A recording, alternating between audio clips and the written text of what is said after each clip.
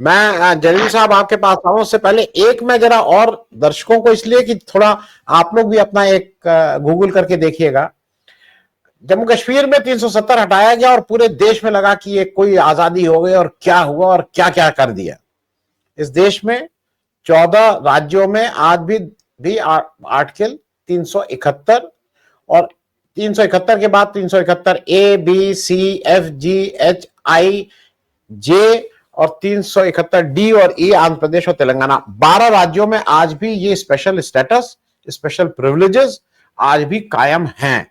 ये बात सिर्फ मैं इसलिए बता रहा हूं कि आप एक पिन पॉइंट एक स्टेट को इसलिए कर रहे हैं कि द ओनली स्टेट, लक्षद्वीप है वो लेकिन बहुत छोटा है, the only state because it has a Muslim majority state, आपने इसीलिए उसको पिन पॉइंट किया और कोई तो कारण था नहीं। 372 भी है सर, 372 हाँ भी नॉर्थ ईस्ट। तो मैं जी तो मैं इस बात को इसलिए कह रहा हूं कि नहीं 371 तो है, जैसे मैं बता दूं फिर से, अब चूंकि ये बात हो गई, 371 महाराष्ट्र गुजरात, 371 ए नागालैंड, 371 बी असम, 371 सी मणिपुर, 371 एफ सिक्किम, 371 जी मिजोरम, 371 एच अरुणाचल, 371 आई गोवा, 371 जे कर्नाटक। मैं ये सिर्फ इसलिए बता रहा था कि ये चीजें हैं। किसी भी बड़े राज्य को हमारे जैसे बड़े राष्ट्र में डाइवर्सिफिकेशन होता है, अलग अलग ट्रीटमेंट हर अलग अलग रहता है, ये और यही शायद हमारी ताकत भी है और यही हमारी खूबसूरती भी है। जलील साहब, मैं आपसे इसलिए मैंने कहा था कि ये आप लोगों को साफ दिखाई दे रहा था कि जो ये एक उस समय दिखाया जा रहा था कि लेह लद्दाख को किनारे अलग कर दिया जा रहा है, वहां कितनी खुशहाली है, वो लोग आपसे अलग रहना चाहते हैं। मुझे ऐसा लगता है कि आज ये आप लोग जब भी इस डिमांड को, मतलब जम्मू कश्मीर में जब भी हो, आप लोग, जब मैं बोल रहा हूं तो मैं जम्मू कश्मीर के रेफरेंस से बोल रहा हूं, वो पूरी स्टेट की बात होनी चाहिए और पूरा स्टेट में लेह लद्दाख भी है। देश की ज्यादा अच्छी सुरक्षा जम्मू कश्मीर लेह लद्दाख अगर एक कॉम्पोजिट रहता तो अच्छी रहती। आपने उसको अलग अलग कर दिया और उसको उसकी हैसियत कम कर दी, उससे नुकसान हुआ है। तो मैं जरा जलील राठौर साहब इस पे भी आपसे जरा पूछ लूं कि सिर्फ सुरक्षा की दृष्टि से अगर देखिए, बाकी चीजें छोड़ दीजिए, एक स्टेट और एक केंद्र शासित प्रदेश होने से देश की सुरक्षा कितनी कॉम्प्रोमाइज हुई है, एक इस पे बता दीजिए। और आज जो सोनम वांगचुक के साथ हुआ, ये तो it was written on the wall, जब वो अलग किया गया उनको और उनके अंदर एक ये भड़काया गया कि जम्मू कश्मीर की तरफ से आपकी प्रोग्रेस नहीं हो रही है, वो उस बहकावे में आ भी गए। तो शायद जब आप लोगों से बात हो रही थी तो ये सबको पता था कि ये एक दिन होगा ही होगा। तो आर यू सरप्राइज जो जो जो, जो केंद्र सरकार सोनम वांगचुक के साथ कर रही है, या आपको पता था कि अंतोगत्वा तो ये होना ही होना है? जलील साहब। जी जी जी, ये होना ही था। ये जो तो जहां तक तारीख हमारी है, रीसेंट हिस्ट्री, इसमें हमने देखा जहां भी बीजेपी के साथ कोई चला गया, जैसे कि आपने बताया, तो उस वो सारी उम्र के लिए जुबान खोलने का हक खो देता है। तो यही कुछ यहाँ पे भी हुआ। Ladakhis where excited. अगर हम लद्दाख की हिस्ट्री को खंगालें तो बहुत टाइम लग जाएगा। यहाँ जो सेपरेटिज्म का, from Kashmir, I mean Jammu and Kashmir, बीज बोया गया था, वो 1933 में बोया गया था, जब गेरेंसी कमीशन वजूद में आया था और उसकी रूह से जे.एंड.के प्रजा सभा बन गई थी, जिसमें लद्दाख को कोई रिप्रेजेंटेशन नहीं थी। तो वहाँ के लोग जो लेह के हैं वो ज्यादा बौद्ध हैं, तो उसी वक्त उन्होंने लद्दाख बुद्धिस्ट एसोसिएशन, जो वहाँ का राजा एक तरह से था, किंग जिंगबे दातुल नामग्याल, और भी लोग थे, और यू विल बी सरप्राइज्ड कि उसमें एक कश्मीरी पंडित भी था। तो उन लोगों ने ये लद्दाख बुद्धिस्ट एसोसिएशन की दाग बेल डाली और 1934 में इसी में से यंग मेंस बुद्धिस्ट एसोसिएशन निकल गई। और मामला तब शुरू हुआ जब 1947 में जम्मू कश्मीर का मामला यूनाइटेड नेशन में चला गया। तो उस वक्त लद्दाख बुद्धिस्ट एसोसिएशन का जो प्रेसिडेंट था, उन्होंने नेहरू जी को खत लिखा था कि हमें ये जो प्लेबिसाइट का आपने वादा किया है, इससे हमें एक्सक्लूड कीजिए। तो इस तरह की कंट्रोवर्सीज आगे भी चलती रही और 1947 के बाद Ladakhis were fighting for internal autonomy with Ladakhi MLA, an MLA from Ladakh reason.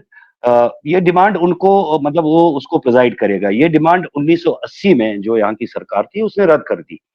तो ये रस्साकशी चलती रही, लेकिन ये इलाका मणिपुर नहीं बन सका। आप एक तरफ देखिए कि इसमें 50% के आसपास मुसलमानों की आबादी है और बुद्धिस्ट भी कोई 47% के आसपास हैं और फिर 3% अदर्स हैं।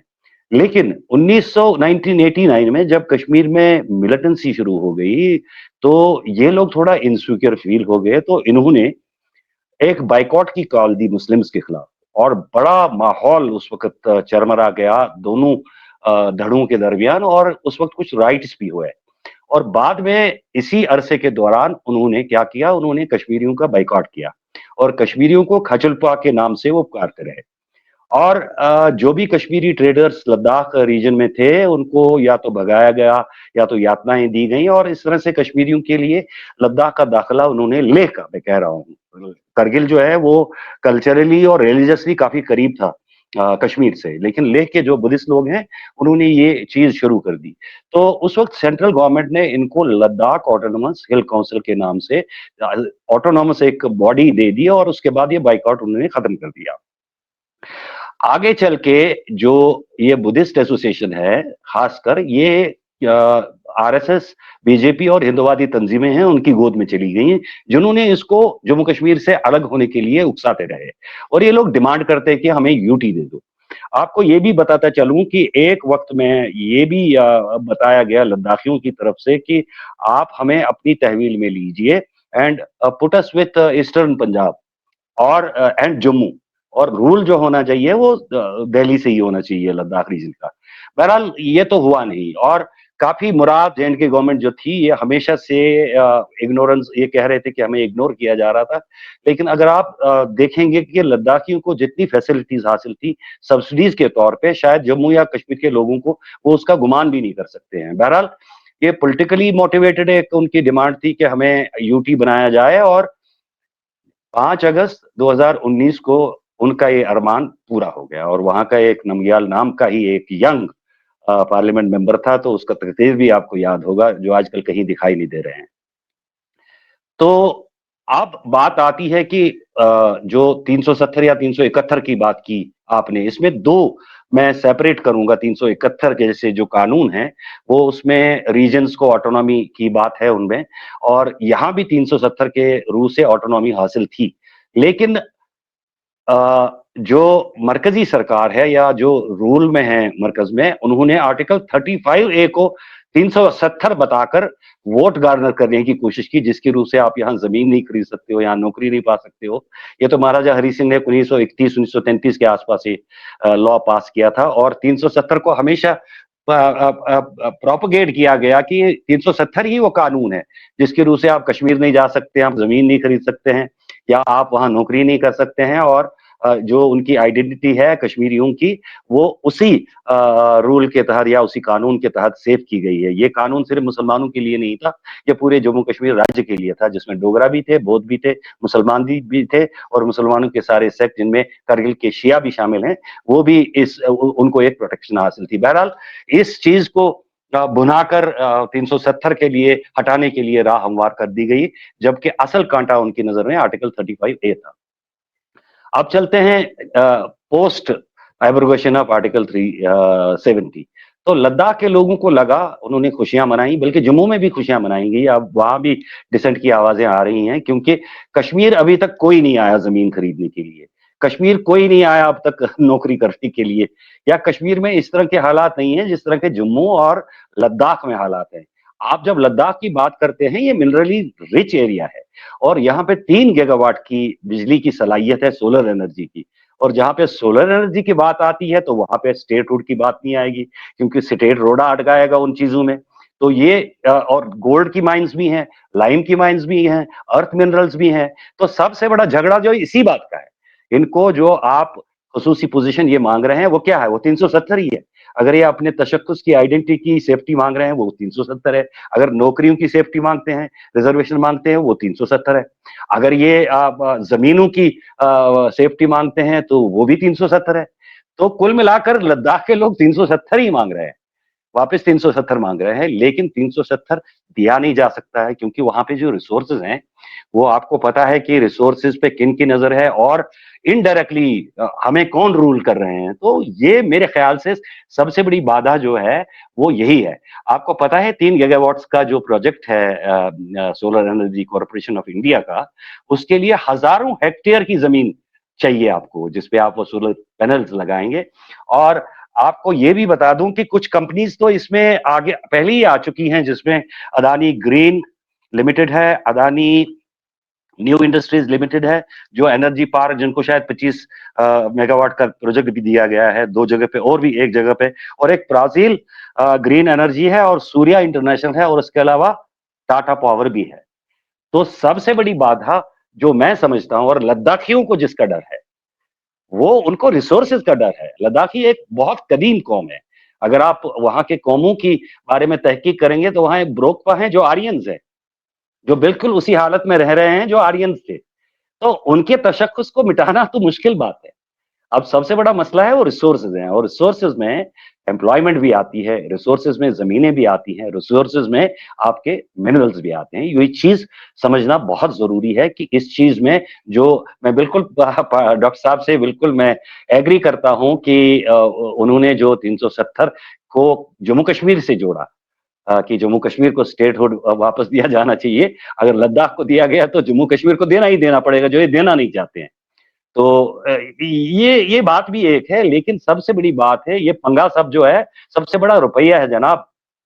ये जंग उसी की है, और लद्दाखी ये जंग लड़ रहे हैं, और आप लद्दाखियों को भी कश्मीरी बना दिया गया। जैसा कि अभी farmer director general of police हैं, पीएस वेद शायद नाम है उनका, जम्मू कश्मीर के, अब पीएसए की मांग कर रहे हैं वांगचुक के खिलाफ, और वांगचुक को ही अब जिम्मेदार ठहराया गया है।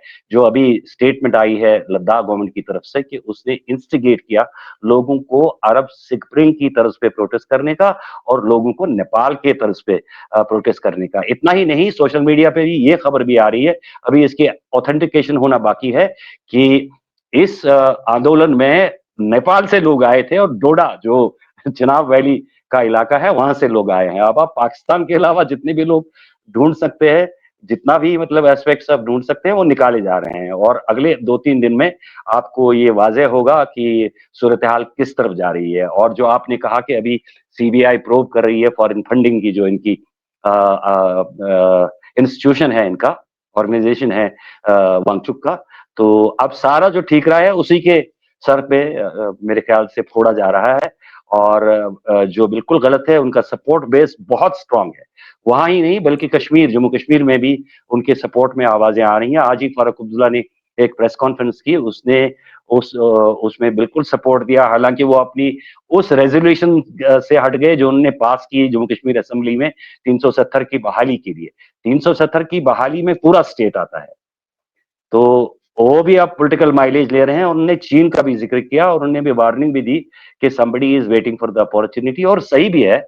चाइना वो मैकमोहन लाइन को अभी तक नहीं मान रहा है, जो लद्दाख के रीजन पे अपना हक वो जमा रहा है। ये बड़ी खतरनाक सिचुएशन है, और शायद जो अब भक्त लोग हैं उनको समझना चाहिए कि ये जो चिंगारी है ये न सिर्फ इसके इंटरनल डायमेंशन है बल्कि इसके एक्सटर्नल डायमेंशन भी है। यहाँ पे मैं करगिल के लोगों की बड़ी प्रशंसा करना चाहूंगा कि वो लोग, उन्होंने उस वक्त हड़ताल की जब 370 हटाया गया। वो लोग जानते थे कि ये लोग हमारी रिसोर्सेज पे नजर रखे हुए हैं, और देना लेना देना कुछ नहीं हमारे लिए, तो बाकी जो है हमारी वही हालत होगी जो कश्मीर की हालत हुई है, जम्मू की हालत हुई है। जी।